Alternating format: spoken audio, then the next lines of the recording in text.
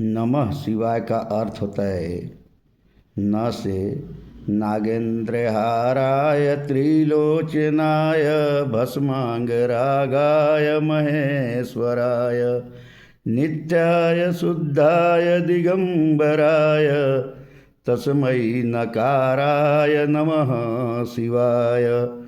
ये है न का अर्थ। म का अर्थ है मंदाकिनी सलिल चंदन चर्चिताय नंदीश्वर प्रमथनाथ महेश्वराय मंदार पुष्प बहुपुष्प सुपूजिताय तस्मै मकाराय नमः शिवाय। ये हुआ है आपका म का अर्थ।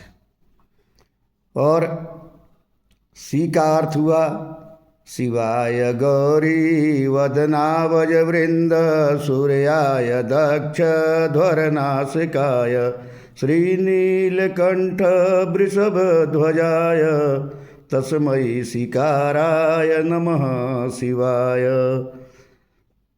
अब आइए व का अर्थ। वशिष्ठ कुंभोदगौ भौतमार्य मुनीन्द्र देवार्चित शेखराय चंद्रार्क वैश्व नरलोचनाय तस्मै वकाराय नमः शिवाय।